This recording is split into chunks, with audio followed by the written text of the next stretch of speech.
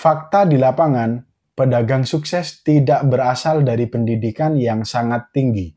Kenapa begitu? Kenyataannya mereka yang sukses di usaha ataupun berdagang, latar pendidikannya bahkan ada yang tidak sekolah. Tapi menurut saya, dibandingkan dengan saya pribadi itu ya masih lebih sukses mereka. Kenapa begitu? Kalau secara teori, orang yang mempunyai keilmuan yang tinggi harusnya lebih mampu menyelesaikan suatu masalah, dalam hal ini mengerjakan sebuah bisnis, namun fakta di lapangan tidak begitu. Mereka yang tidak sekolah tinggi, bahkan mereka yang tidak sekolah, mampu bersaing dan mampu sukses membangun usahanya sampai besar, bahkan memperkerjakan mereka-mereka yang lulusan pendidikan tinggi, bahkan lulusan-lulusan terbaik, memperkerjakan mereka. Kenapa begitu? Karena menurut saya, mereka memulainya itu ya benar-benar fake. Fake dalam arti mereka tidak pantang menyerah. Kalau cuma mau ngomong jangan pantang menyerah itu ya anak-anak pendidikan itu ya sangat pintar kalau cuma secara deskripsi jangan menyerah. Kemudian apa lagi selain jangan menyerah? Yaitu ya sabar dan konsisten. Saya rasa untuk penjabaran dari konsisten sendiri, kalau yang sudah mengenyam pendidikan tinggi, itu tahu bahkan sebenarnya itu sangat sederhana. Artinya tidak ada strategi khusus ataupun teori kemudian cara berdagang yang sukses seperti teori-teori yang ada di pendidikan itu hampir pada saat dipraktikkan itu tidak begitu. Semuanya improve. Makanya saya mengatakan bahwa pendidikan yang tinggi tidak terlalu berperan penting terhadap kesuksesan berdagang. Kenapa begitu? Karena ya memang yang lebih banyak dominan sukses di bidang usaha ataupun yang berdagang, berusaha, itu mereka yang bahkan tidak pendidikannya tidak tinggi-tinggi, bahkan SMA, ada yang SMP, ada yang juga belum sekolah. Tapi menurut saya mereka itu sukses. Kenapa saya bilang sukses? Dengan hanya berjualan seperti itu, ada yang sudah beli rumah, ada yang investasi apa dan lain. Sementara yang lulusan tinggi itu masih sulit mencari kerja. Itu fakta ya. Nah, kemudian yang tak kalah menarik dengan adanya fenomena ini, lebih sukses orang yang tidak berpendidikan, sementara biaya pendidikan itu sangat mahal. Kenapa harus mahal? Sementara outputnya ataupun nanti setelah lulus itu juga masih sangat harus berjuang keras. Kemudian pengaruh ataupun dampak dari pendidikan tinggi itu apa? Konkretnya itu apa? Kalau cuma wawasan itu ya saya rasa tidak fair dengan biaya yang sangat tinggi, kemudian cuma hanya mendapatkan keilmuan. Lagi-lagi dalam kehidupan itu butuh makan, dan kalau mau butuh makan itu mau gak mau ya harus bekerja, baik usaha ataupun jadi karyawan. Nah, dalam hal ini lapangan pekerjaan itu sangat susah. Sementara biaya pendidikan sangat mahal.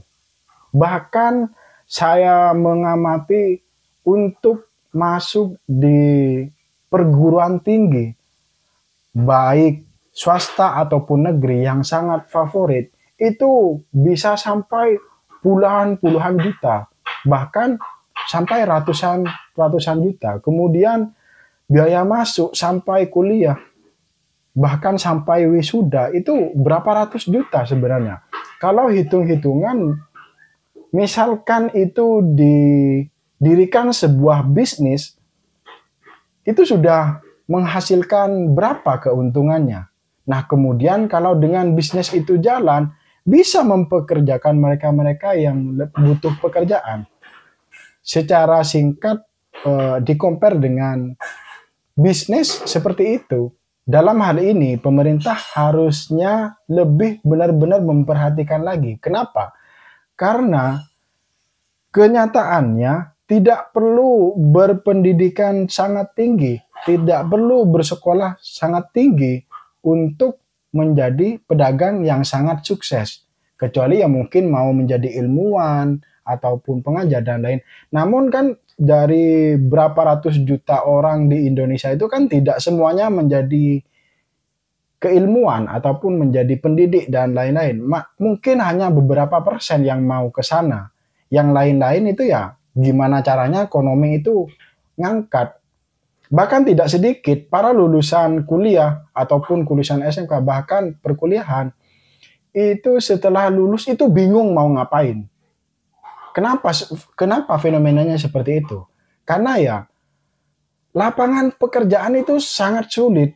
Sementara mereka disuguhkan di dalam perkuliahan, mereka disuguhkan dengan teori-teori yang itu cuma membayangkan dan lain-lain. Tidak ada praktek yang sangat serius untuk menumbuhkan mereka berjiwa wirausahanya. Akhirnya setelah lulus itu banyak yang sangat bingung. Bahkan pengangguran setelah lulus itu tidak sedikit. Dan itu sudah, menurut saya, sudah bertahun-tahun belum terpecahkan. Menurut saya orang Indonesia itu ya sangat tidak pemalas. Kenapa? Saya contohkan banyak masyarakat ataupun tetangga-tetangga yang memberanikan diri, merelakan dirinya untuk merantau ke luar negeri. Itu alasannya apa? Karena gaji di sana jauh lebih besar dibandingkan di sini. Ngapain mau berproses lama-lama di sini sementara di sana jauh lebih menjanjikan. Akhirnya meskipun pekerjaan-pekerjaan yang mungkin menurut di Indonesia itu kurang baik, lulusan SMA ataupun lulusan kuliah cuma kerjanya restoran dan lain-lain, tapi kerja restoran di luar negeri, saya contohkan di Jepang ataupun di Australia, itu jauh di atasnya gaji dari seorang PNS, gaji dari seorang BUMN, ataupun gaji dari seorang bahkan kepala cabang mungkin. Kenapa begitu? Dan kenapa TKI itu masih sangat menjanjikan untuk mengadu nasib? Karena ya memang benar-benar ada kejelasan. Lagi-lagi karena faktor gajinya itu ya memang lebih besar di sana.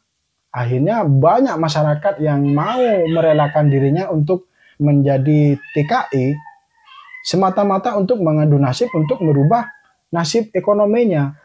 Bahkan kalau di masyarakat perdesaan itu untuk mau melanjutkan pendidikan tinggi itu kebanyakan juga masih mikir. Mikirnya apa? Karena ya ngapain dok mau sekolah tinggi-tinggi sementara nantinya juga kalau kamu tidak punya jaringan yang luas, kalau kamu tidak cuma biasa-biasa aja, nanti bersaingnya juga amat sangat sulit. Meskipun faktanya ya memang pendidikan itu ya saya tidak memungkiri ya penting. Cuma di-compare dengan hasil konkret dari sebuah pendidikan itu menurut saya masih belum nyata dan lebih condong biaya-biaya untuk pendidikan itu sangat mahal. Akhirnya banyak orang yang perdesaan itu yang merelakan ya udah mending ke luar negeri aja. Setelah lulus SMA daftar ke luar negeri aja kalau ada, bahkan merelakan jual sawah, menggadaikan sawahnya untuk memodali anaknya ke luar negeri, baik ke Jepang, Australia, ke Korea, bahkan ke Thailand, ada juga yang ke Arab Saudi, semata-mata karena ya untuk mengadu nasib. Dan faktanya memang setahun 2 tahun, bahkan bisa saya katakan ya maksimal 5 tahun itu hasilnya itu jelas dan sangat konkret, bisa sangat beda ya dengan lulusan, bahkan lulusannya anggaplah kuliah 4 tahun. Kemudian ke luar negeri aja juga 4 tahun. Hasilnya insya Allah mereka dalam 4 tahun itu sudah bisa bikin rumah. Sementara lulusan kuliah setelah 4 tahun itu apa? Masih sibuk mencari kerja. Ataupun masih sibuk mau bisnis apa. Sementara mereka yang ke luar negeri karena penghasilannya ada, sudah pilihannya dua, kalau mau melanjutkan di sana ataupun mau membangun di Indonesia. Kalau sudah punya rumah, sudah bangun rumah dan pulang sudah ada modal, pastinya mereka akan membangun usaha di sini gitu. Dan akhirnya setelah membangun usaha, kemudian usahanya besar, bukan tidak mungkin para lulusan terbaik ataupun para lulusan pendidikan tinggi mempekerjakan mereka. Dan fenomena seperti ini ya kan sangat tidak masuk akal. Harusnya yang berpendidikan tinggi, yang mampu meretas lapangan pekerjaan, mampu meretas kemiskinan.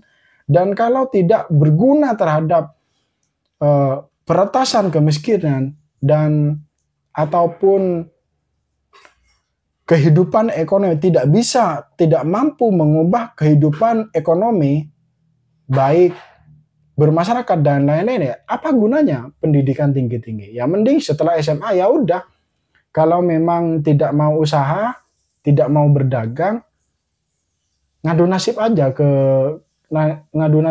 ke luar negeri, dan itu lebih konkret, hasilnya nyata. Karena lagi-lagi itu fenomena ini tidak cukup ataupun jangan cuma dibiarkan begitu saja. Ini sudah fenomena yang mendesak. Kenapa saya bilang seperti itu? Karena biaya pendidikan yang sangat tinggi itu tadi tidak setara dengan output ataupun setelah lulus itu bakalan diterima di apa? Bersaing lapangan pekerjaan itu kalau nggak ada orang dalam sulit. Kenapa saya bilang seperti itu? Ya memang faktanya seperti itu. Dan kalau teman-teman cuma biasa-biasa aja, itu juga sulit mencari pekerjaan. Kalau di luar negeri, Anda biasa-biasa aja, yang penting memenuhi syaratnya, sudah bisa bekerja dan sudah menghasilkan keuangan yang sangat tinggi dibandingkan di sini. Dan balik lagi, kenapa orang sukses berdagang itu rata-rata tidak didominasi dengan yang berpendidikan tinggi? Karena jiwa fighter, jiwa untuk konsisten, sabar, itu jauh mereka yang mendominasi. Sementara yang berpendidikan tinggi itu terjebak dengan kerangka berpikir, ya ini harus proper, ya ini harus segala mungkin. Sementara berdagang itu tidak begitu. Berdagang itu ya butuh konsisten, dan rata-rata pedagang yang sukses itu ya yang melewati ini ya konsisten, ya laku banyak tetap jualan, laku sedikit tetap jualan, konsisten. Bisa dibayangkan seorang pedagang, mungkin kalau yang terdekat dari kita rombongan, pedagang kaki lima, nasi goreng, sate, terus mungkin ada yang warung padang, warung warteg dan lain-lain. Kenapa? Itu ya menurut saya ya karena kuncinya ya konsisten itu tadi. Dari konsisten melahirkan yang lain-lain, baik omset yang tinggi ataupun pengembangan. Sementara kalau lulusan pendidikan tinggi rata-rata dihadapi dengan masalah-masalah, mungkin kalau berdagang sepi dan lain itu langsung down. Kenapa? Karena ya memang berdagang itu ya sangat tidak mudah, butuh konsistensi yang sangat tinggi. Sementara di kampus ataupun di dunia pendidikan memang materi wirausaha itu ada, cuma prakteknya itu ya tidak serelevan dengan apa yang dibutuhkan oleh masyarakat. Akhirnya setelah lulus itu apa yang mereka dapat itu sangat tidak berfungsi pada saat mau berdagang. Dan akhirnya yang harus dibenahi adalah kurikulum untuk membentuk jiwa-jiwa seperti ini ya harus diperbaiki lagi. Artinya yang diperbaiki bukan cuma soal biaya-biaya pendidikan setiap tahun naik, sementara metode-metode ataupun kurikulum yang bakalan mengantarkan mereka setelah lulus, menyiapkan mereka setelah lulus mau seperti apa, itu sangat tidak diperhatikan.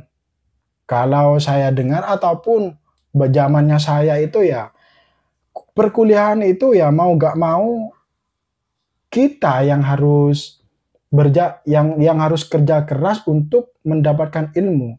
Cari ilmu ini, kemudian berteman dengan ini. Karena di perkuliahan itu ya, pertama mata kuliah pengenalan aja, kemudian setelah itu bentuk kelompok, setelah itu minggu depannya ya udah sharing-sharing aja gitu. Apa bedanya dengan sharing-sharing di warung kopi? Akhirnya metode-metode seperti itu kalau masih dipraktekkan dengan sekarang, saya pastikan tumbuh berdagang yang bagus nantinya, ataupun para pedagang sukses yang berasal dari pendidikan yang sangat tinggi itu ya tidak jauh berbeda dengan angkatan-angkatan saya. Dan kesimpulannya, pendidikan saat ini, pendidikan tinggi rasa-rasanya belum mampu menjawab tantangan khususnya untuk berdagang yang sukses. Apakah yang berpendidikan tinggi itu semuanya tidak sukses? Ya enggak.